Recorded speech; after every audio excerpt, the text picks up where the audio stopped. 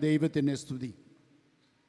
അഭിമന്യ മാർത്തോമ മെത്രാപ്പൊലീത്ത തിരുമേനി, മറ്റ് തിരുമേനിമാരെ, ബഹുമാനപ്പെട്ട അച്ഛന്മാരെ, കർത്താവിൽ വാത്സല്യമുള്ളവരെ, ഏവർക്കും ക്രിസ്തുയേശുവിൽ സ്നേഹവന്ദനം. ഈ വർഷവും നമുക്കൊരുമിച്ച് ഈ മണൽപ്പുറത്ത് കൂടിയൊരുവാൻ ഇടയാക്കിയ ദൈവകൃപയ്ക്കായി സ്തോത്രം ചെയ്യുന്നു. ഈ ദിവസങ്ങളിലൊക്കെ തമ്പുരാൻ നമുക്കാവശ്യമായ ദൂത് നൽകി അനുഗ്രഹിച്ചതോർത്ത് ദൈവത്തെ മഹത്വപ്പെടുത്തട്ടെ. ഈ മണൽപ്പുറത്ത് വിതറിയ ദൈവവചനം 30, 60, 100 മേനിയായി ഫലം പുറപ്പെടുവിക്കട്ടെ എന്ന് പ്രാർത്ഥിക്കുന്നു. ബൈബിളിനെക്കുറിച്ച് ബിഷപ്പ് ഫുൾട്ടൺ ജെ ഷീൻ ഒരിക്കൽ പറഞ്ഞു, "I can read many books, but this book reads me. I can read many books, but this book reads me." എനിക്ക് പല പുസ്തകങ്ങൾ വായിക്കാം, എന്നാൽ വേദപുസ്തകം എന്നെ വായിക്കുന്നു.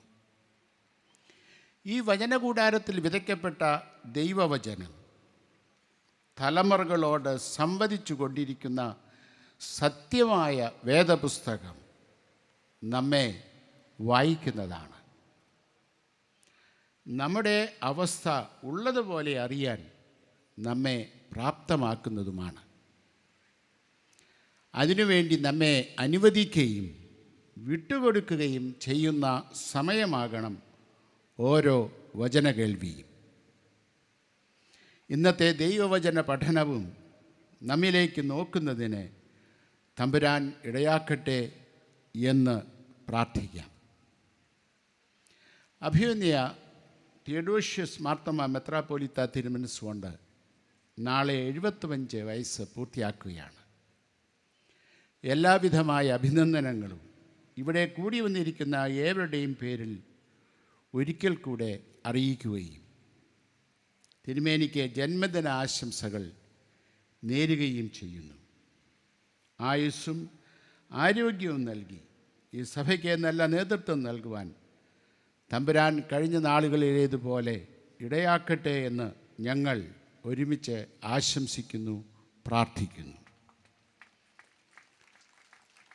നാളെ കാലത്ത് 7:30 തിരുവല്ല സെൻറ് തോമസ് പള്ളിയിൽ വിശുദ്ധ കുർബാനയും അനുമോദന സമ്മേളനവും ക്രമീകരിച്ചിട്ടുണ്ട്. ഏവരെയും സാദരം ക്ഷണിക്കുന്നു. ദൈവവചന ധ്യാനത്തിനായി തിരഞ്ഞെടുത്തിരിക്കുന്ന വേദഭാഗം വിശുദ്ധ മർക്കോസ് 14 അധ്യായം 32 മുതൽ 42 വരെയുള്ള വേദവാക്യങ്ങളാണ്.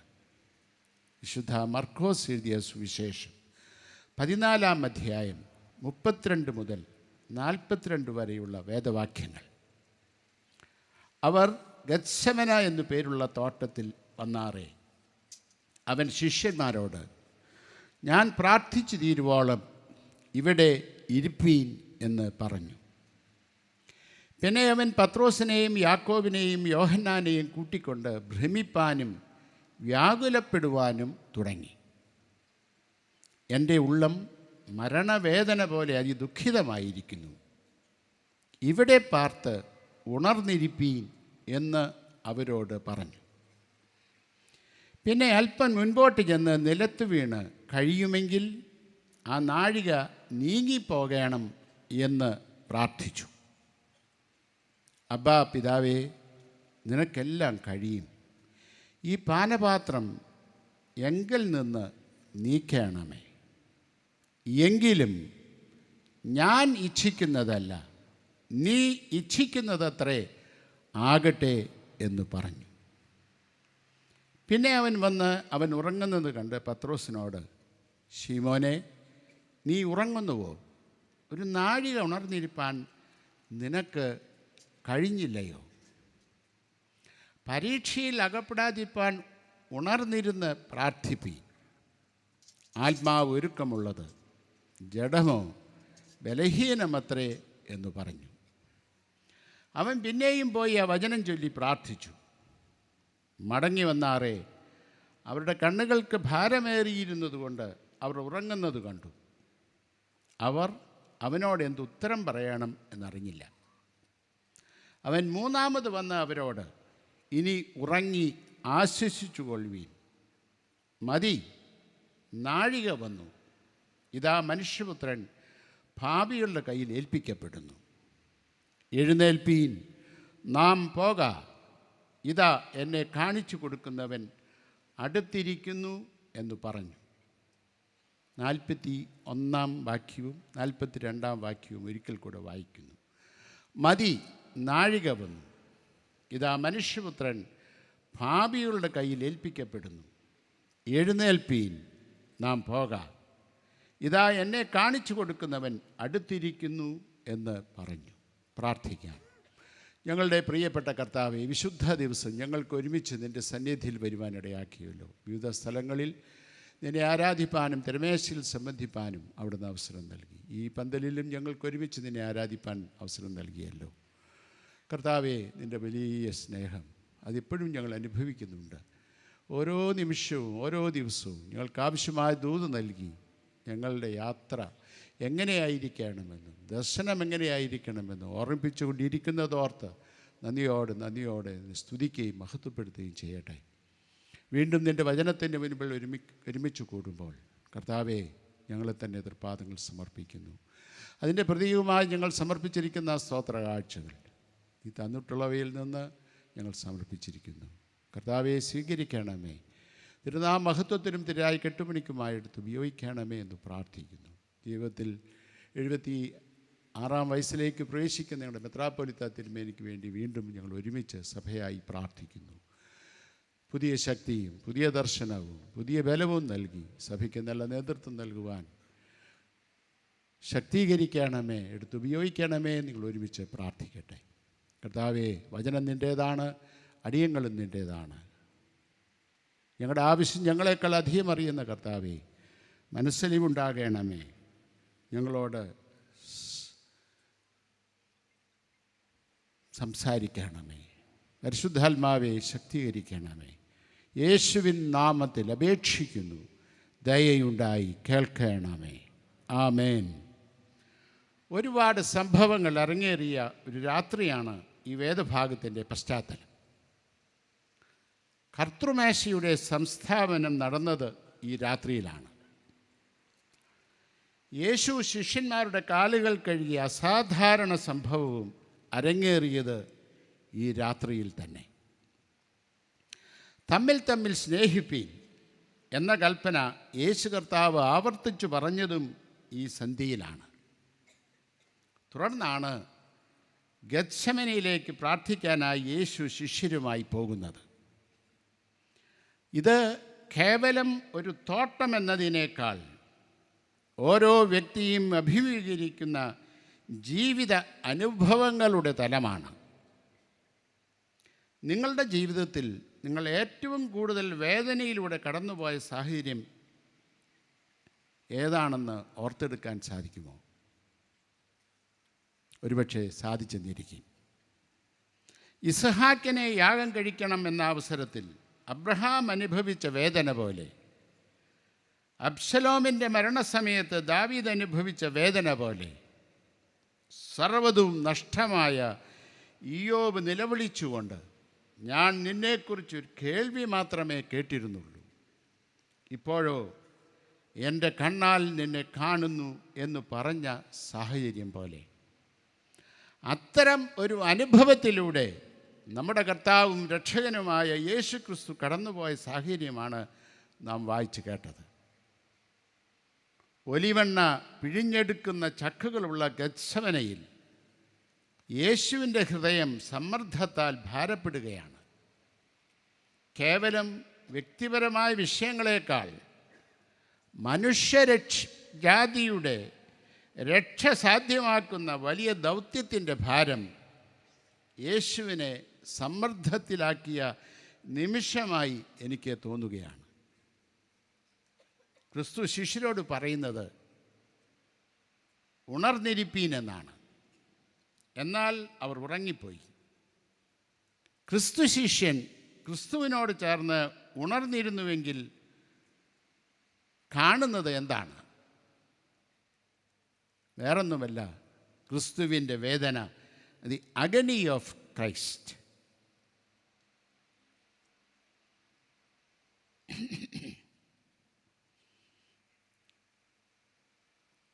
ലൂക്കോസ് എഴുതിയ സുവിശേഷം 22-ാം അധ്യായം 44-ാം വാക്യം.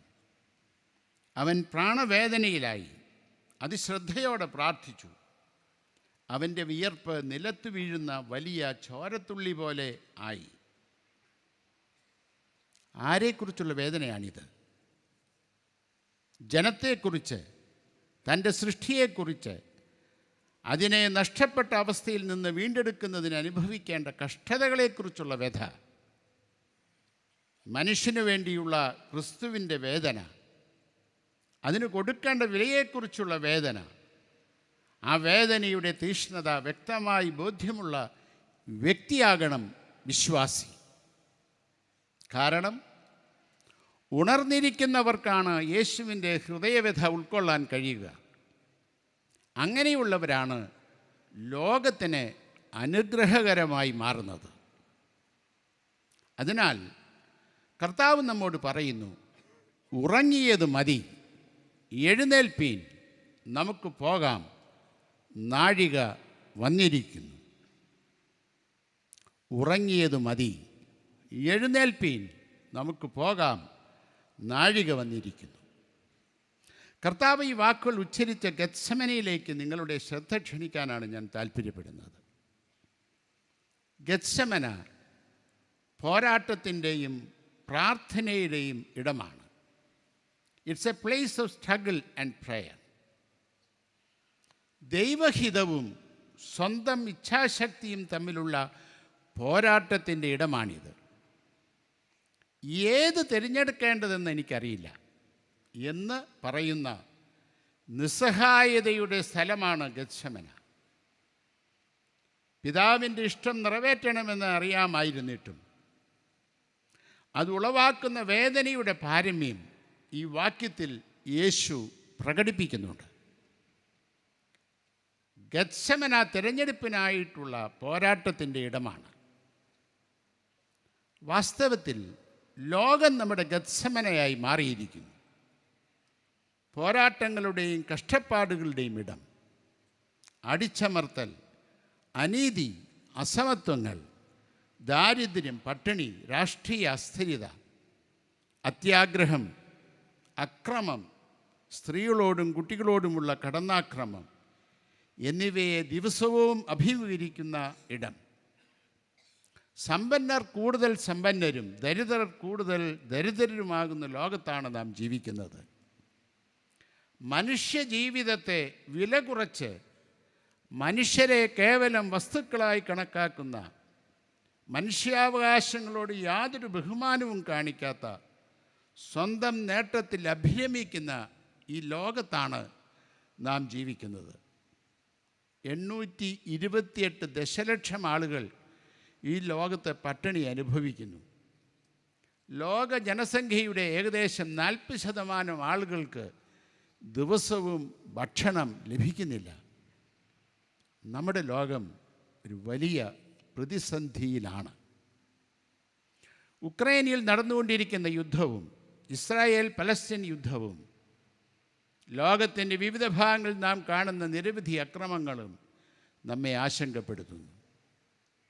മിഡിൽ ഈസ്റ്റിലും ആഫ്രിക്കയിലും ലോകത്തിൻ്റെ പല ഭാഗങ്ങളിലും മതപരമായി പ്രചോദിതമായ അക്രമം, കൂടാതെ വംശീയ, ദേശീയ, ലിംഗാധിഷ്ഠിത അക്രമങ്ങൾ എന്നിവയെക്കുറിച്ചും നമുക്ക് ആശങ്കയുണ്ട്. എന്തിനേറെ നമ്മുടെ സ്വന്തം നാടായ ഭാരതത്തിൽ മണിപ്പൂരിൻ്റെ സ്ഥിതിയും വ്യത്യസ്തമല്ലല്ലോ. അധികാരം, അത്യാഗ്രഹം, ഭയം എന്നിവയാൽ നയിക്കപ്പെടുന്ന അസ്വസ്ഥതയുടെ ആത്മാവ് സമാധാനത്തിനും യോജിച്ചുള്ള ജീവിതത്തിനും ഭീഷണിയായി തുടരുന്നു. സമാധാനത്തിൻ്റെയും നീതിയുടെയും അനുരഞ്ജനത്തിൻ്റെയും ഐക്യത്തിൻ്റെയും സമയം വന്നിരിക്കുന്നു. ഗത്സമന ഒരു പോരാട്ട ഇടമാണ്. ഈ സന്ദർഭത്തിൽ യേശു തൻ്റെ ശിഷ്യന്മാരോട് അവർ പ്രാർത്ഥിക്കേണ്ട സമയത്ത് ഉറങ്ങുന്നത് എന്തുകൊണ്ടാണെന്ന് ചോദിച്ചു. ലോകത്തിലെ ഇന്നിൻ്റെ പോരാട്ടങ്ങൾക്കും വെല്ലുവിളികൾക്കുമിടയിൽ യേശു നമ്മോടും ഇതേ ചോദ്യം തന്നെ ചോദിക്കുന്നു. യേശു അനുഭവിച്ച പോരാട്ടത്തിൻ്റെ കാഠിന്യം താഴെ പറയുന്ന വാക്യത്തിൽ വ്യക്തമാണ്. 14-ാം അധ്യായം 33-ാം വാക്യം. യേശു ഭ്രമിപ്പാനും വ്യാകുലപ്പെടുവാനും തുടങ്ങി. എൻ്റെ ഉള്ളം മരണവേദന പോലെ അതിദുഃഖിതമായിരിക്കുന്നു. താൻ അനുഭവിക്കുന്ന പോരാട്ടം യേശുവിൻ്റെ ശരീരത്തിലും പ്രകടമാകുന്നു. അവൻ്റെ വിയർപ്പ് നിലത്ത് വീഴുന്ന വലിയ ചോരത്തുള്ളി പോലെയായി. ദൈവം നമ്മെക്കുറിച്ച് ആഗ്രഹിക്കുന്നത് നിവർത്തിപ്പാൻ പ്രാർത്ഥന നമ്മെ പ്രാപ്തരാക്കുന്നു. പ്രാർത്ഥന അസാധ്യമായതിനെ വളരെ സാധ്യമാക്കുന്നു. പോരാട്ടങ്ങളുടെയും പ്രതിസന്ധികളുടെയും നടുവിൽ പ്രാർത്ഥനാ കേന്ദ്രമാണ് ഗത്സമന. അതിനാൽ പ്രിയജനമേ, ഉറങ്ങിയതു മതി, എഴുന്നേൽപ്പീൻ. അതിനാൽ പ്രിയജനമേ, ഉറങ്ങിയതു മതി, എഴുന്നേൽപ്പീൻ. ഈ കാലഘട്ടത്തിൻ്റെ വേദനകളെയും വെല്ലുവിളികളെയും ഏറ്റെടുക്കാൻ സഭ ഉണർന്നേ മതിയാവൂ. ശിഷ്യരോട് കർത്താവ് ആഹ്വാനം ചെയ്യുന്നു, ഉറങ്ങിയതു മതി, എഴുന്നേൽപ്പീൻ, നാഴിക വന്നിരിക്കുന്നു. 2, സമർപ്പണത്തിൻ്റെ സ്ഥലമാണ് Gethsemane. It's a place of commitment and submission. എന്താണ് സമർപ്പണം? സമർപ്പണം ആഴമായ വിശ്വാസത്തിലൂന്നിയ പരിപൂർണമായ അനുസരണമാണ്. Commitment is perfect obedience and it involves deep faith. Commitment is a move from known to unknown. It's a move from old to new. It's a move from security to insecurity. It is self-denial and it is self-offering. അത് പഴയതിൽ നിന്ന് പുതിയതിലേക്കും അറിയുന്നതിൽ നിന്ന് അജ്ഞാതമായവയിലേക്കും സുരക്ഷിതത്തിൽ നിന്ന് അരക്ഷിതാവസ്ഥയിലേക്കുമുള്ള എടുത്തെറിയപ്പെടലാണ്. അത് സ്വയം ശൂന്യവൽക്കരണമാണ്, സ്വയ സമർപ്പണമാണ്. ഈ സമർപ്പണത്തിന് 3 തലങ്ങളുണ്ട്. ഒന്ന്, commitment for others. മറ്റുള്ളവർക്ക് വേണ്ടിയുള്ള സ്വയം ശൂന്യമാക്കപ്പെടലുകൾ. അതിൻ്റെ ഉദ്ദേശം സ്വയം രക്ഷപ്പെടുക എന്നല്ല, ലോകത്തിന് രക്ഷയായി തീരുക എന്നതാണ്. Jesus came to this world not to save himself, but to save the world. ക്രിസ്തു ലോകത്തിലേക്ക് വന്നത് സ്വയം രക്ഷ നേടാനല്ല, മറിച്ച് ലോകത്തെ രക്ഷിക്കാനാണ്. ക്രിസ്തുവിനെക്കുറിച്ച് ദൈവശാസ്ത്രജ്ഞനായ ബോൺഹോഫർ പറഞ്ഞു, Jesus is a man for others. He shared his life for others. തൻ്റെ ജീവനെ മറ്റുള്ളവർക്ക് വേണ്ടി പങ്കിട്ടു. He never used his power to transform the stone into bread, but he gave himself to be broken bread for others. കല്ല് അപ്പമാക്കാനല്ല, മറിച്ച് സ്വയം അപ്പമായി മുറിക്കപ്പെടുവാനാണ് കർത്താവ് ലോകത്തിലേക്ക് വന്നത്. അതാണ് സമർപ്പണം. Commitment for God's will. Jesus came to this world not to become a king by people, not to be protected in the hands of angels, but to walk through the earth, to share the pain and sorrow of people by committing his life to do the will of God. ജനങ്ങളാൽ രാജാവാക്കാനല്ല, മാലാഖമാരുടെ കൈകളാൽ സംരക്ഷിക്കപ്പെടാനുമല്ല, എന്നാൽ ഭൂമിയിലൂടെ നടക്കാൻ, ജനങ്ങളുടെ വേദനയും സങ്കടവും പങ്കിടാൻ, ദൈവഹിതം ചെയ്യാൻ തൻ്റെ ജീവിതം സമർപ്പിച്ചുകൊണ്ട്. He never wanted to be glorified. He glorified his Father doing his will. അവൻ ഒരിക്കലും മഹത്വം എടുക്കാൻ ആഗ്രഹിച്ചില്ല. അവൻ പിതാവിനെ മഹത്വപ്പെടുത്തി ദൈവഹിതത്തിന് സ്വയമായി വിധേയപ്പെടുത്തിക്കൊണ്ട്. 3, commitment for self empty. No compromise with the ways of the world, but emptied himself even unto the cross. ലോകത്തിൻ്റെ വഴികളോട് വിട്ടുവീഴ്ചയില്ല, എന്നാൽ കുരിശു വരെ തന്നെ തന്നെ ശൂന്യമാക്കി. Commitment of Jesus is commitment to serve, suffer and sacrifice. മത്തായി എഴുതിയ സുവിശേഷം 20-ാം അധ്യായം 28-ാം വാക്യം, മനുഷ്യപുത്രൻ ശുശ്രൂഷ ചെയ്യിപ്പാനല്ല, ശുശ്രൂഷിപ്പാനും അനേകർക്ക് വേണ്ടി തൻ്റെ ജീവനെ മറുവിലയായി കൊടുപ്പാനും അത്രേ വന്നത്. സേവിക്കുക, സഹിക്കുക, ത്യാഗം ചെയ്യുക എന്നതാണ് യേശുവിൻ്റെ സമർപ്പണം. ഈ കഷ്ടപ്പാടിൻ്റെ പാനപാത്രം എന്നിൽ നിന്ന് എടുക്കുക എന്ന വാക്കുകളിൽ യേശു തൻ്റെ പോരാട്ടം പ്രകടിപ്പിച്ചു. എന്നിരുന്നാലും അതവിടെ അവസാനിച്ചില്ല. അങ്ങനെ ചെയ്തിരുന്നുവെങ്കിൽ അതെന്ത് ദുരന്തമായേനെ. അടുത്ത ശ്വാസത്തിൽ അവൻ തുടർന്നു, എങ്കിലും എൻ്റെ ഇഷ്ടമല്ല നിൻ്റെ ഇഷ്ടം നിറവേറട്ടെ. എങ്കിലും എൻ്റെ ഇഷ്ടമല്ല നിൻ്റെ ഇഷ്ടം നിറവേറട്ടെ. ദൈവഹിതത്തിനെ സമർപ്പിക്കുന്നതിനും കീഴടങ്ങുന്നതിനുമുള്ള സ്ഥലമാണ് ഗത്സമന. അത് ഉപേക്ഷിക്കലല്ല, മറിച്ച് ദൈവം ആഗ്രഹിക്കുന്നതിന് വേണ്ടി നിലകൊള്ളുന്നതാണ്. ഇത് സ്വയം രാജിയല്ല, മറിച്ച് ദൈവമില്ലാതെ നമുക്കത് ചെയ്യാൻ കഴിയില്ലെന്ന വ്യക്തിപരമായി സമ്മതിക്കലാണ്. ഇത് നിഷ്ക്രിയമായ സമർപ്പണമല്ല, മറിച്ച് സജീവവും വിശ്വാസയോഗ്യവുമായ പ്രത്യാശയാണ്. ദൈവഹിതത്തിന് സമർപ്പിക്കുന്നതിനും കീഴടങ്ങുന്നതിനുള്ള സ്ഥലമാണ് ഗത്സമന. അത് ഉപേക്ഷിക്കലല്ല, മറിച്ച് ദൈവം ആഗ്രഹിക്കുന്നതിന് വേണ്ടി നിലകൊള്ളുന്നതാണ്. ഇത് സ്വയം രാജിയല്ല, മറിച്ച് ദൈവമില്ലാതെ നമുക്കത് ചെയ്യുവാൻ കഴിയില്ലെന്ന് വ്യക്തിപരമായി സമ്മതിക്കലാണ്. ഇത് നിഷ്ക്രിയമായ സമർപ്പണമല്ല, മറിച്ച് സജീവവും വിശ്വാസയോഗ്യവുമായ പ്രത്യാശയാണ്.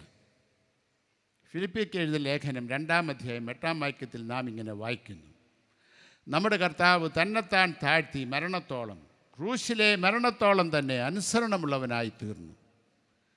നമ്മുടെ ജീവിതത്തിൽ ദൈവഹിതത്തെക്കുറിച്ച് വ്യക്തതയില്ലാതെ വരുമ്പോൾ നമുക്കും ഇപ്രകാരം പ്രാർത്ഥിക്കാവുന്നതാണ്.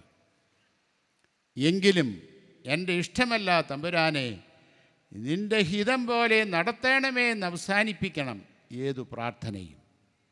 എങ്കിലും എൻ്റെ ഇഷ്ടമല്ല തമ്പുരാനെ, നിൻ്റെ ഹിതം പോലെ നടത്തണമേ എന്ന് അവസാനിപ്പിക്കണം ഏതു പ്രാർത്ഥനയും.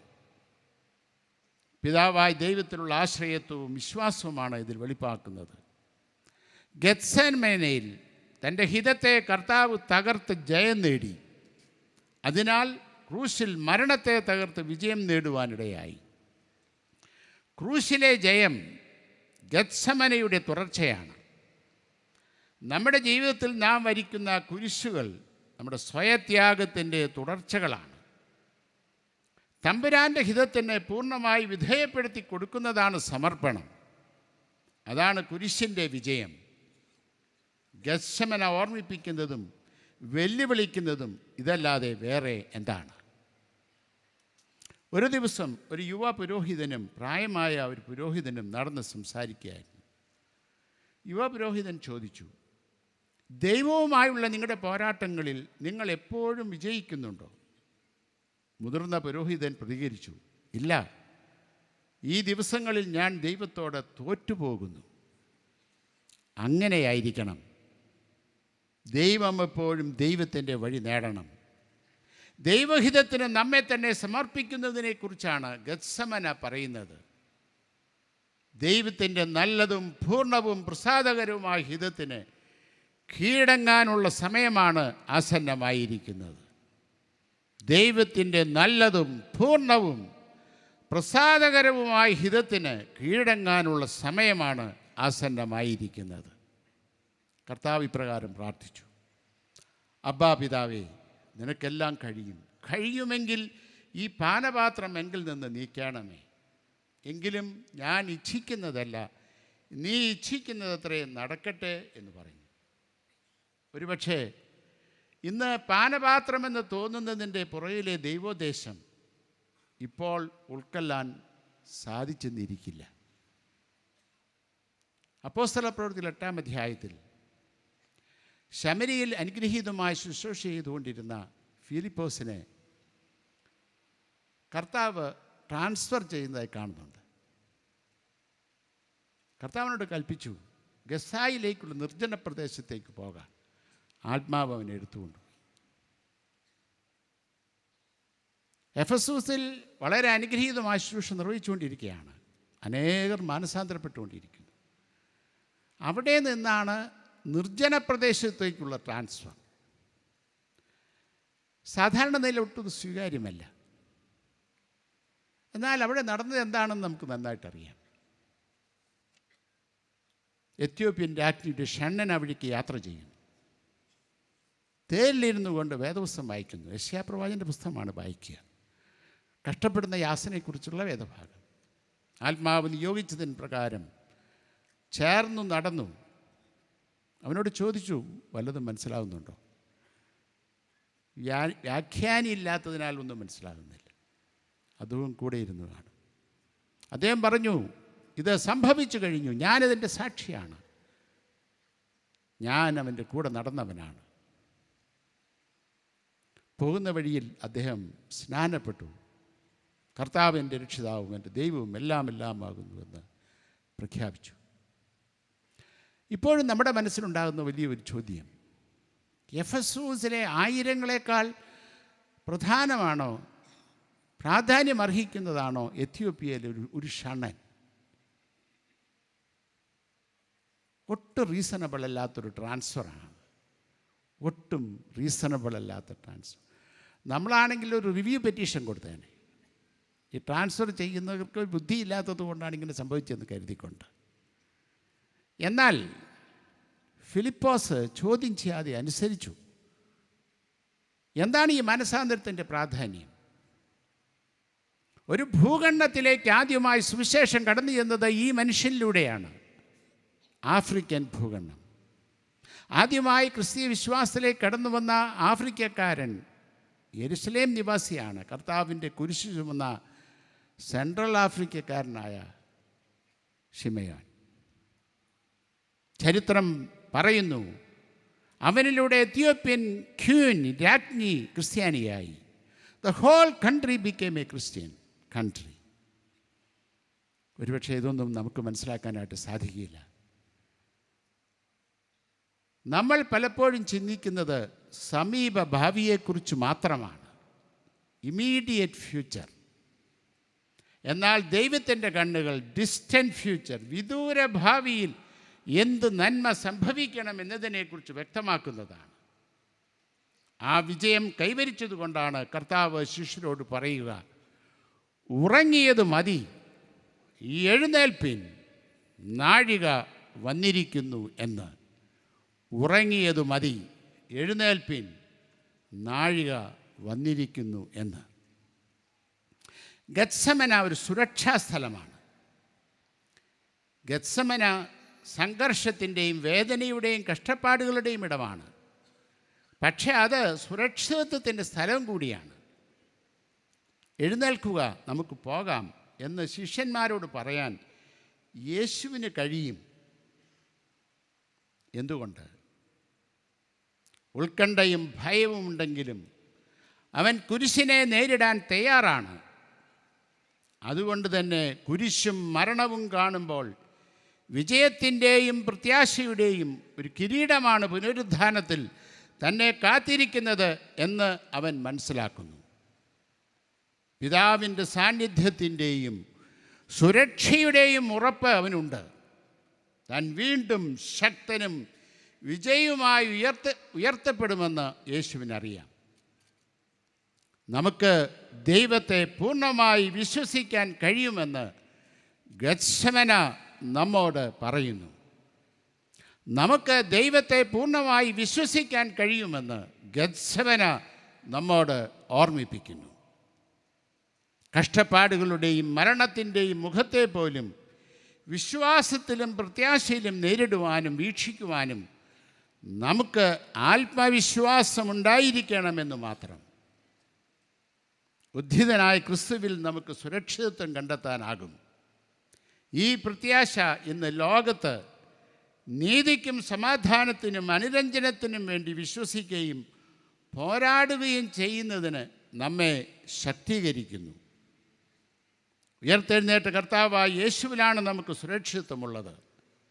നിങ്ങൾക്ക് ജീവൻ ലഭിക്കുന്നവനും സമൃദ്ധമായ ജീവൻ ലഭിക്കുന്നവനും വേണ്ടിയാണ് ഞാൻ വന്നിരിക്കുന്നത് എന്ന് യേശു കർത്താവ് പറയുന്നു. യേശുവിലുള്ള ധൈര്യവും പ്രത്യാശയും സമ്മാനിക്കുന്ന സുരക്ഷിതത്വം, മരണത്തിനു മുൻപിൽ പ്രതീക്ഷ ഉണർത്തുന്നതാണ് ഈ ധൈര്യം. അതുകൊണ്ടാണ് യേശു തൻ്റെ ശിഷ്യന്മാരോട് പറഞ്ഞത്, എഴുന്നേൽപ്പീൻ, നമുക്ക് പോകാം എന്ന്. യേശു ക്രൂശിനെ മുന്നിൽ കണ്ടുകൊണ്ടുള്ള യാത്രയിലാണ് എന്ന് ഓർക്കണം.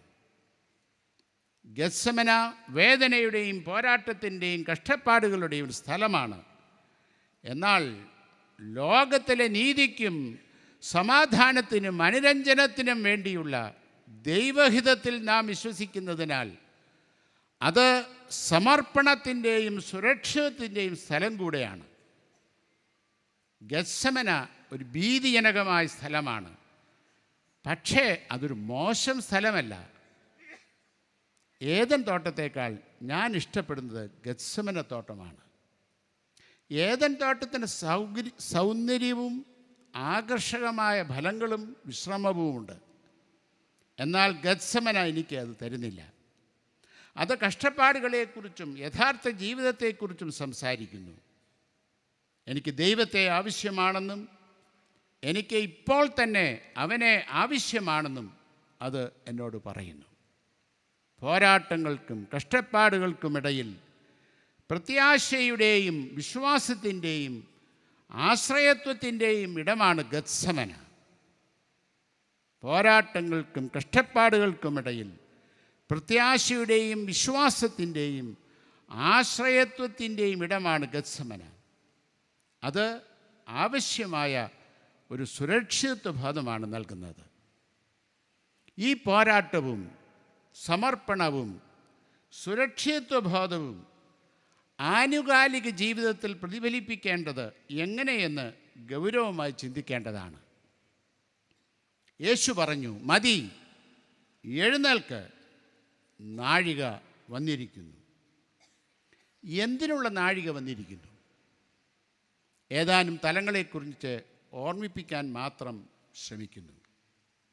ഒന്ന്, ക്രിസ്തീയ ഐക്യവും സാക്ഷ്യവും നിറവേറ്റുന്നതിന് വേണ്ടിയുള്ള നാഴിക വന്നിരിക്കുന്നു. ക്രിസ്തീയ ഐക്യവും സാക്ഷ്യവും നിറവേറ്റുന്നതിന് വേണ്ടിയുള്ള നാഴിക വന്നിരിക്കുന്നു. മയക്കത്തിലായ തൻ്റെ ശിഷ്യന്മാരെ ഉണർത്തുന്നതിന് തൊട്ടു മുൻപ് യേശു തൻ്റെ ശിഷ്യരുമായി തീവ്രമായി പ്രാർത്ഥിക്കുകയായിരുന്നു.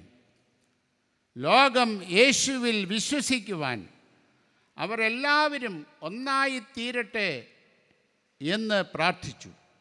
യോഹന്നാൻ്റെ സുവിശേഷം 17-ാം അധ്യായം 21-ാം വാക്യം. ക്രിസ്തു ശിഷ്യർ എന്ന നിലയിൽ ലോകത്തിൻ്റെ രൂപാന്തരത്തിനായി പോകാൻ തമ്പുരാൻ നമ്മോട് ആവശ്യപ്പെട്ടിരിക്കുന്നു. യോജിപ്പിക്കാനും അനുരഞ്ജിപ്പിക്കാനുമുള്ള സ്നേഹത്തിൻ്റെ അഭേദ്യമായ ശക്തിക്ക് സാക്ഷ്യം വഹിക്കാൻ സഭ വിളിക്കപ്പെടുന്നു. ഐക്യത്തിൻ്റെയും നീതിയുടെയും സമാധാനത്തിൻ്റെയും പ്രതീക്ഷയാണ് സഭ. എന്നിട്ടും ഐക്യത്തിലേക്കുള്ള ക്രിസ്തുവിൻ്റെ ക്ഷണമുണ്ടായിരുന്നിട്ടും നാം ഭിന്നിച്ചുകൊണ്ടേയിരിക്കുന്നു. ലോകത്തെയും സഭകളെയും ബാധിക്കുന്ന ഈ വിഭജനത്തിനിടയിൽ ഐക്യത്തിനായുള്ള ക്രിസ്തുവിൻ്റെ ആഹ്വാനം കൂടുതൽ ആഴത്തിൽ മുഴങ്ങുന്നു. പ്രത്യേകിച്ചും ക്രിസ്ത്യാനികൾ ന്യൂനപക്ഷമായിരിക്കുന്ന ഒരു കാലഘട്ടത്തിൽ ക്രിസ്തീയ ഐക്യത്തിനു മാത്രമേ ലോകത്തെ നന്മയ്ക്കായി രൂപാന്തരപ്പെടുത്തുവാൻ കഴിയൂ. 1960കളിൽ പീറ്റർ റെയ്മണ്ട് ഷോൾസ് എഴുതിയ പ്രസിദ്ധമായ ഗാനം അത് വ്യക്തമായി സൂചിപ്പിക്കുന്നു. We are one in the spirit, We are one in the Lord. We are one in the Spirit. We are one in the Lord. And we pray that our unity may one day be restored. And they will know we are Christians by our love. By our love, yes, they will know we are Christians by our love. And they will know we are Christians by our love, by our love. Yes, they will know we are Christians by our love. നാം ആത്മാവിൽ ഒന്നാണ്, ഞങ്ങൾ കർത്താവിൽ ഒന്നാണ്. നാം ആത്മാവിൽ ഒന്നാണ്, ഞങ്ങൾ കർത്താവിൽ ഒന്നാണ്. ഒരിക്കൽ നമ്മുടെ ഐക്യം വീണ്ടെടുക്കപ്പെടുകയും ഞങ്ങൾ ക്രിസ്ത്യാനികളാണെന്ന് നമ്മുടെ സ്നേഹത്താൽ തന്നെ അത് ഞങ്ങൾ ക്രിസ്ത്യാനികളാണെന്ന് ലോകം അറിയുകയും ചെയ്യും. ഈ ഗീതത്തിന് പ്രചോദനമായ യേശുവിൻ്റെ വാക്കുകൾ ഇങ്ങനെ വായിക്കുന്നു: നിങ്ങൾക്ക് പരസ്പരം സ്നേഹമുണ്ടെങ്കിൽ നിങ്ങൾ എൻ്റെ ശിഷ്യന്മാരെന്ന് ഇതിലൂടെ ലോകമറിയും. യോഹന്നാൻ എഴുതിയ സുവിശേഷം 13-ാം അധ്യായം 35-ാം വാക്യം. യേശു ശിഷ്യരോട്, സഭയോട് പറയുന്നു, മതി, ഉണരുക, നാഴിക വന്നിരിക്കുന്നു. നിങ്ങളുടെ സ്നേഹം കണ്ട് ലോകം പറയണം, അതെ, നിങ്ങൾ ക്രിസ്തു ശിഷ്യരാണ് എന്ന്. യേശു ശിഷ്യരോട്, സഭയോട് പറയുന്നു, മതി, ഉണരുക, നാഴിക വന്നിരിക്കുന്നു. നിങ്ങളുടെ സ്നേഹം കണ്ട് ലോകം പറയണം, അതെ, നിങ്ങൾ ക്രിസ്തുവിൻ്റെ ശിഷ്യരാണ് എന്ന്. 2, സൃഷ്ടിയോടുള്ള ക്രിയാത്മകമായ പ്രതികരണത്തിനുള്ള നാഴിക വന്നിരിക്കുന്നു. സൃഷ്ടിയോടുള്ള ക്രിയാത്മക പ്രതികരണത്തിനുള്ള നാഴിക വന്നിരിക്കുന്നു. ദൈവം സൃഷ്ടിച്ച ലോകം എത്ര സുന്ദരമാണ്. എന്നാൽ ആ സുന്ദരമായ ദൈവസൃഷ്ടി മനുഷ്യൻ്റെ സ്വാർത്ഥ താൽപ്പര്യം കൊണ്ടും ലാഭേച്ഛ കൊണ്ടും മാലിന്യ കൂമ്പാരമായി മാറിയിരിക്കുന്നു. ഈ കാലങ്ങളിൽ നാം അനുഭവിക്കുന്ന അപ്രതീക്ഷിതമായ മഴയും അതികഠിനമായ ചൂടും നിരന്തരം സംഭവിക്കുന്ന പ്രകൃതി ദുരന്തങ്ങളും കാലാവസ്ഥാ വ്യതിയാനവും നമ്മെ ഓർമ്മിപ്പിക്കുന്ന ഇതാണ്: ക്ലൈമറ്റ് എമർജൻസി പ്രഖ്യാപിക്കണമെന്നത്. സമയം അതിക്രമിച്ചിരിക്കുന്നുവെന്ന്.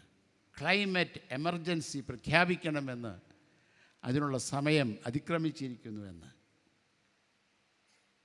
മനുഷ്യരായി നമ്മൾ നമ്മുടെ ഗ്രഹത്തിൻ്റെ സുസ്ഥിരതയെ വളരെയധികം നശിപ്പിച്ചു കഴിഞ്ഞു.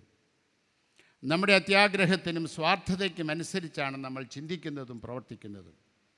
ഇത് വേദപുസ്തകം നൽകുന്ന സഹന സൃഷ്ടി എന്ന കാഴ്ചപ്പാടിനെയും എല്ലാ സൃഷ്ടികളും പരസ്പരം ആദരിക്കുകയും ബഹുമാനിക്കുകയും ചെയ്യണമെന്ന സന്ദേശത്തിനും എതിരാണ്.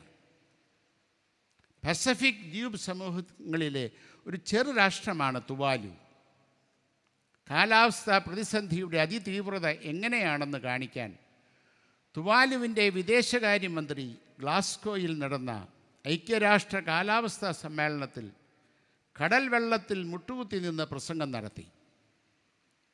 അടുത്ത 100 വർഷത്തിനുള്ളിൽ സമുദ്രനിരപ്പ് 20 മുതൽ 40 സെൻറ്റിമീറ്റർ ഉയരുന്നത് തുവാലുവിനെ വാസയോഗ്യമല്ലാതാക്കുമെന്ന് കണക്കാക്കപ്പെടുന്നതിനാൽ അദ്ദേഹം ലോക നേതാക്കളോട് പറഞ്ഞു, ഇങ്ങനെ മുൻപോട്ട് പോയാൽ ഞങ്ങളുടെ രാജ്യം ഇല്ലാതെയാകും. ഇനിയും ഞങ്ങൾ അറിയപ്പെടുന്നത് ലോകത്തിലെ ആദ്യത്തെ ഭൂമിയില്ലാത്ത ഡിജിറ്റൽ രാജ്യമാണെന്ന പേരിലായിരിക്കും. അദ്ദേഹം തുടർന്നു, മനുഷ്യരാശിയുടെ ചരിത്രത്തിൽ ഒരു ദേശീയ നേതാവ് ഈ ചോദ്യം നേരിട്ടിട്ടില്ല. നമ്മൾ അതിജീവിക്കുമോ അതോ കടലിനടിയിൽ അപ്രത്യക്ഷമാകുമോ? നാം ഇന്ന് അനുഭവിക്കുന്ന തീവ്രവും ഗുരുതരവുമായ കാലാവസ്ഥ പരിസ്ഥിതി പ്രതിസന്ധിയെ സൂചിപ്പിക്കുന്നതാണെന്ന് മറക്കരുത്. ക്രിസ്തുവിൻ്റെ പ്രാർത്ഥന കേവലം പിറ്റേ ദിവസത്തെ ക്രൂശീകരണവുമായി മാത്രം ബന്ധപ്പെട്ടതല്ല, മറിച്ച് ഈ കാലഘട്ടത്തിലേക്കും നമ്മിലേക്കും പ്രവഹിക്കേണ്ട ദൈവഹിതത്തിൻ്റെ പ്രായോഗിക ആവിഷ്കാരമാണ്. അതിനുള്ള നാഴിക ആഗതമായിരിക്കുന്നു. സൃഷ്ടിയെക്കുറിച്ചുള്ള തമ്പുരാൻ്റെ ഹൃദയത്തിൻ്റെ പിടപ്പ് ഉൾക്കണ്ടേ മതിയാകൂ. ഈ ഭൂമിയും അതിൻ്റെ സന്തുലിതാവസ്ഥയും മലീമസമാകുന്നത് നമ്മുടെ ആഡംബര ജീവിതം മൂലമുണ്ടാകുന്ന കാർബൺ എമിഷൻ മൂലമാണ്. നമ്മുടെ ഭൂമിയുടെ സംരക്ഷണം സാധ്യമാകണമെങ്കിൽ നാം മൂലം ഭൂമിയുടെ മേൽ ഏൽപ്പിക്കപ്പെടുന്ന ആഘാതം കുറയ്ക്കേണ്ടതുണ്ട്. അതിനായി ഏതുവിധേനയും കാർബൺ എമിഷൻ കുറയ്ക്കേണ്ടതിൻ്റെ നിലനിൽപ്പിൻ്റെ പ്രശ്നമായി തീർന്നിരിക്കുന്നു.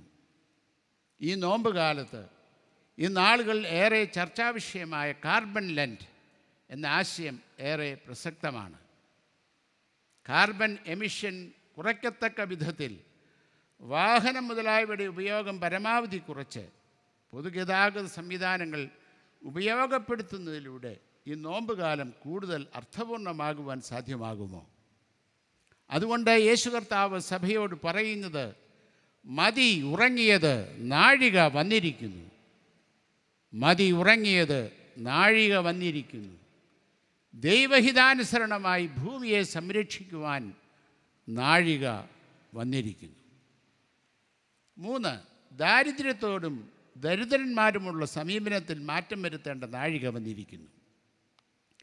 പാപികളോടും തള്ളപ്പെട്ടവരോടും ദരിദ്രരോടുമൊക്കെ എപ്പോഴും കൂടുതൽ സമയം ചെലവഴിച്ചിരുന്നു എന്നതാണല്ലോ യേശു കർത്താവിനെക്കുറിച്ചുള്ള വിമർശനം. അതുകൊണ്ടാണ് ദൈവശാസ്ത്രജ്ഞന്മാർ പറയുന്നത്, Jesus had A preferential option for the poor. ദൈവത്തിന് തൻ്റെ സൃഷ്ടികളെ ഒരുപോലെയല്ലേ കാണാനൊക്കൂ?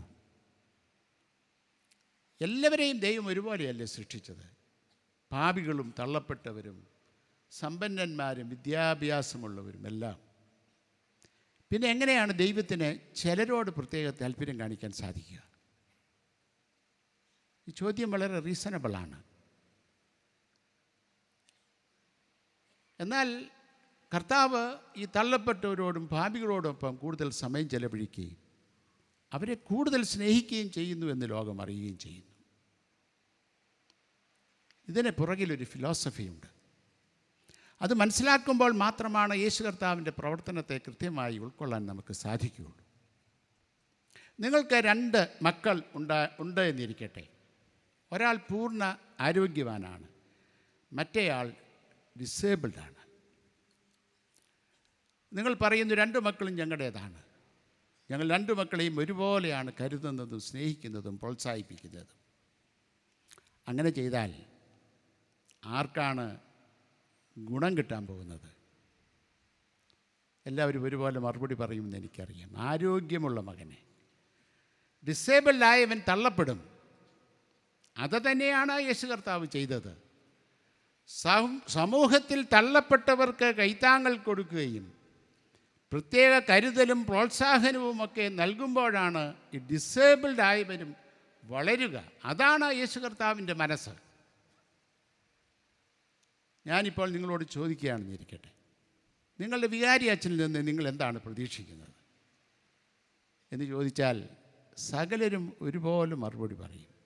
ഈ ഇടവയിലുള്ള എല്ലാവരെയും അച്ഛൻ ഒരുപോലെ കാണണം, സ്നേഹിക്കണം, കരുതണം. എൻ്റെ ചിന്ത, അങ്ങനെ അച്ഛൻ ചെയ്താൽ യേശു കർത്താവിൻ്റെ ഹൃദയം ഉൾക്കൊണ്ടിട്ടില്ല എന്നാണ് അതിൻ്റെ അർത്ഥം. യേശു കർത്താവിൻ്റെ ഹൃദയം ഉൾക്കൊണ്ടിട്ടില്ല എന്നാണ് അതിൻ്റെ അർത്ഥം. കഴിഞ്ഞ ദിവസം ഞാനൊരു യോഗത്തിൽ സംബന്ധിച്ചപ്പോൾ ഒരാൾ പറഞ്ഞു, ഇന്ന് ജോലിക്ക് ആളെ കിട്ടാനില്ല. ഞാൻ ചോദിച്ചു, എന്താണ് ഇത്ര പരിതപിക്കാൻ കാരണം? അദ്ദേഹം ഉടനെ മറുപടി പറഞ്ഞു, ഇന്നലെ വരെ പാടത്ത് പണിയെടുത്തവരും അടുക്കളയിൽ ജോലി ചെയ്തവരുമൊക്കെ ഇന്ന് വരുന്നില്ല എന്നതാണ് പരാതി. അത് അവരുടെ അഹങ്കാരമായി ചിത്രീകരിക്കുകയും ചെയ്തു. എന്താണ് അവർ ജോലിക്ക് ഇന്ന് വരാത്തത്? അവരുടെ മക്കളൊക്കെ വളർന്നപ്പോൾ നല്ല ജോലിയും വരുമാനവുമൊക്കെ ആയപ്പോൾ അവർ മാതാപിതാക്കളോട് പറഞ്ഞു, ഇത്ര നാൾ നിങ്ങൾ കഷ്ടപ്പെട്ടില്ലേ ഞങ്ങളെ വളർത്താൻ, ഇപ്പോൾ ഞങ്ങൾക്ക് ജോലിയുണ്ട്, ഞങ്ങൾ പപ്പായെ മമ്മിയെ നോക്കിക്കോളാം. അതുകൊണ്ടാണ് അവർ ഇപ്പോൾ ജോലിക്ക് വരാത്തത്.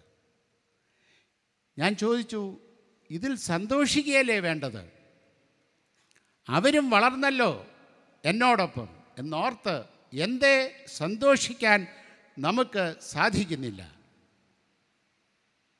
അടിസ്ഥാനപരമായി നമ്മുടെ മനോഭാവത്തിൽ മാറ്റം സംഭവിച്ചേ മതിയാവൂ.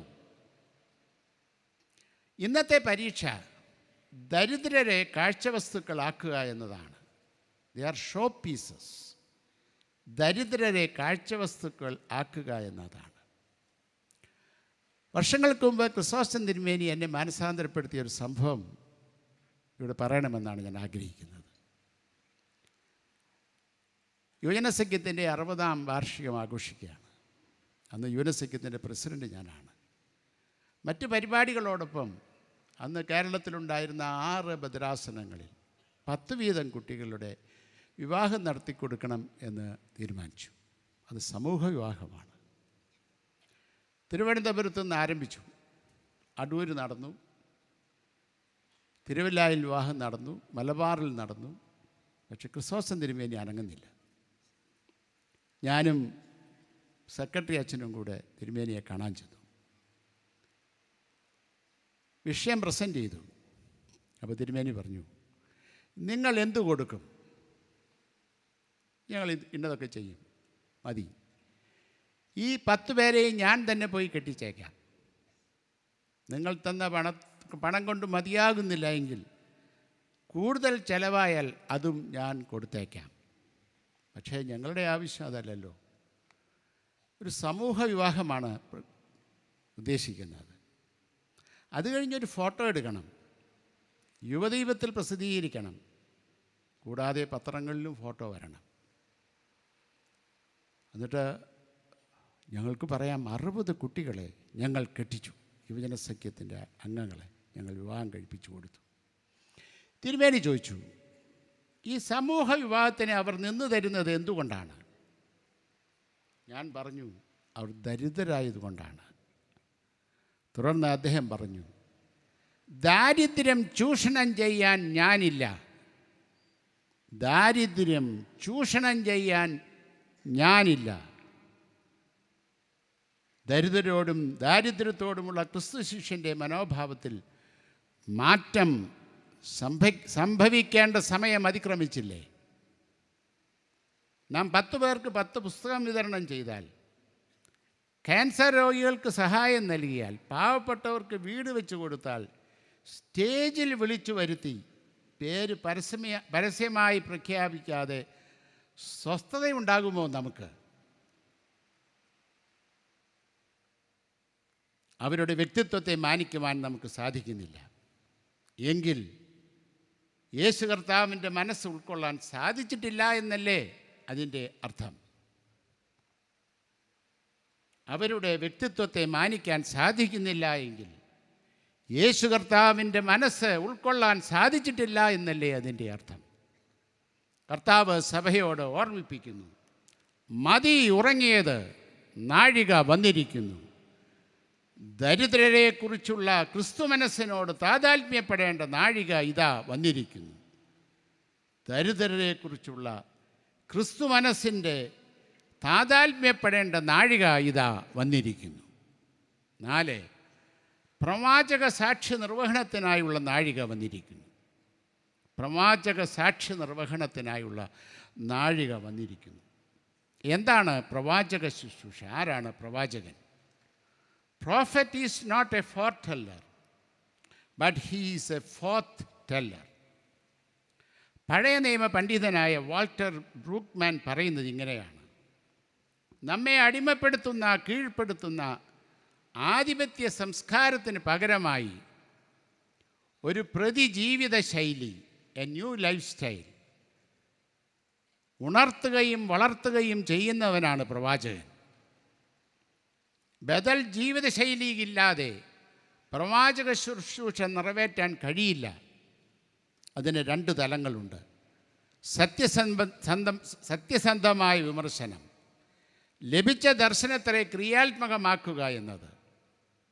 ഇസ്രായേൽ മക്കളുടെ വിടുതലിൻ്റെ സംഭവത്തിൽ മോശ ഫറവോനെ വിമർശിക്കുകയും പുതിയ ആരാധനാ സ്വാതന്ത്ര്യം, സമത്വം, വാഗ്ദത്ത ഭൂമിയെക്കുറിച്ചുള്ള ദർശനം എന്നിവയിലേക്ക് ജനങ്ങളെ ഊർജ്ജസ്വലരാക്കുകയും ചെയ്തു. ബദൽ ജീവിതക്രമമുള്ള ആത്മീയത പരിശീലിക്കുന്നതാണ് പ്രവാചക ശുശ്രൂഷ. ബദൽ ജീവിതക്രമമുള്ള ആത്മീയത പരിശീലിക്കുന്നതാണ് പ്രവാചക ശുശ്രൂഷ. നമ്മെ ഇന്ന് ബാധിച്ചിരിക്കുന്നത് മരണകരമായ അനുഭവങ്ങളെയും അതിനെക്കുറിച്ചുള്ള മരവപ്പിനെയും കുറിച്ച് ബോധ്യം വരുത്തുകയാണ് പ്രവാചക ശുശ്രൂഷ. അതിനപ്പുറം ഈ തളർന്ന ലോകത്തിൽ ഊർജത്തിനായി കൊതിക്കുന്നവർക്ക് ഊർജം പകരുന്ന പ്രത്യാശയാണ് പ്രവാചക ശുശ്രൂഷ. ഈ തളർന്ന ലോകത്തിൽ ഊർജത്തിനായി കൊതിക്കുന്നവർക്ക് ഊർജം പകരുന്ന പ്രത്യാശയാണ് പ്രവാചക ശുശ്രൂഷ. വരും വരായികളെ ഭയപ്പെടാതെ, ഭരണാധികാരികളെ പ്രീണിപ്പിക്കണമെന്ന താല്പര്യമില്ലാതെ, ക്രിസ്തു നിലപാടെടുത്തതുപോലെ പുഴുക്കുത്തുകളുടെ മുഖത്ത് നോക്കി വെള്ളതേച്ച ശവക്കലകളെ എന്ന് പറയുവാനുള്ള ധൈര്യം നഷ്ടപ്പെടുത്തിക്കൂടാ. ദൈവഭവനത്തിലെ കാപട്യം നിറഞ്ഞ വാണിഭത്തിനെതിരെ ചാട്ടവാറെടുക്കാനും ഈ കാലഘട്ടത്തിലെ ആട്ടൻതോലിട്ട ചെന്നായ്ക്കളെ തിരിച്ചറിയാനും വിശ്വാസിയുടെ ആത്മീയ ശക്തിക്ക് സാധിക്കണം. പ്രവാചക ശുശ്രൂഷ കാലഘട്ടത്തിൻ്റെ ആവശ്യമാണ്. ഓരോ ശുശ്രൂഷകനും വിശ്വാസിയും പ്രവാചക ശുശ്രൂഷയ്ക്ക് വിളിക്കപ്പെട്ടിരിക്കുന്നു. നീതി ഉറപ്പു നൽകുകയും സത്യസന്ധത നിറവേറ്റുകയും കരുണയുടെ വഴികൾ തുറക്കുകയും ചെയ്യുന്ന ഒരു ബദലാത്മീയതയെ സങ്കല്പിക്കുകയും പരിശീലിപ്പിക്കുകയും ചെയ്യുന്നതാണ് പ്രവാചക ശുശ്രൂഷ. അടിയന്തരാവസ്ഥ കാലത്ത് ജനങ്ങൾ സമ്മർദ്ദത്തിലൂടെ കടന്നുപോയ നേരത്ത് അന്നത്തെ പ്രധാനമന്ത്രിയുടെ നിലപാടുകൾക്കെതിരെ പ്രതികരിക്കുവാൻ യൂഹന്നാൻ മെത്രാപ്പോലീത്ത തിരുമനസ്സുകൊണ്ട് നടത്തിയ ഇടപെടലുകൾ നമുക്ക് വിസ്മരിക്കാൻ സാധ്യമല്ലല്ലോ. ഇന്ത്യ ഉൾപ്പെടെ പല രാജ്യങ്ങളിലും ന്യൂനപക്ഷങ്ങൾ അവരുടെ മതവംശീയ പശ്ചാത്തലം എന്നിവയുടെ പേരിൽ ആക്രമിക്കപ്പെടുകയും ഉപദ്രവിക്കപ്പെടുകയും ചെയ്യുന്നു. എന്തേ ക്രിസ്തു ശിഷ്യർ മൗനം ദീക്ഷിക്കുന്നു. കർത്താവ് ഓർമ്മിപ്പിക്കുന്നു, മതി ഉറങ്ങിയത്, എഴുന്നേൽക്ക, പ്രവാചക ദൗത്യ നിർവഹണത്തിനുള്ള നാഴിക വന്നിരിക്കുന്നു. കർത്താവ് ഓർമ്മിപ്പിക്കുന്നു, മതി ഉറങ്ങിയത്, എഴുന്നേൽക്ക, പ്രവാചക ദൗത്യ നിർവഹണത്തിനുള്ള നാഴിക വന്നിരിക്കുന്നു. പ്രിയരെ, കർത്താവ് പറയുന്നു, എങ്കിലും എൻ്റെ ഇഷ്ടമല്ല നിൻ്റെ ഇഷ്ടം നിറവേറട്ടെ. ദൈവഹിതത്തിന് കീഴടങ്ങുക എന്നതിനർത്ഥം ദൈവത്തിന് എല്ലാം വിട്ടുകൊടുക്കുക എന്നല്ല. ലോകത്തിൽ ദൈവത്തിൻ്റെ നീതിയും സമാധാനവും തേടുന്ന ദൈവത്തിൻ്റെ ഉപകരണങ്ങളും ഏജൻറ്റുകളുമായി നാം മാറണം എന്നാണ് അതിനർത്ഥം. അതായത് തമ്പുരാൻ നിൽക്കുന്നിടത്ത് നാം നിൽക്കുക, കർത്താവ് ആഗ്രഹിക്കുന്ന കാര്യങ്ങൾക്ക് വേണ്ടി വാദിക്കുകയും പ്രചാരണം നടത്തുകയും ചെയ്യുക. ദരിദ്രരായ പീഡിതർക്കൊപ്പമാണ് ദൈവം നിൽക്കുന്നത്. അവിടെ തന്നെയാണ് നാം നിൽക്കേണ്ടത്. അത് എല്ലായ്പ്പോഴും ദരിദ്രരോടും ആവശ്യത്തിലിരിക്കുന്നവരോടും നീതിയും സ്വാതന്ത്ര്യവും ആവശ്യമുള്ളവരോടൊപ്പം ഒപ്പമാണ്.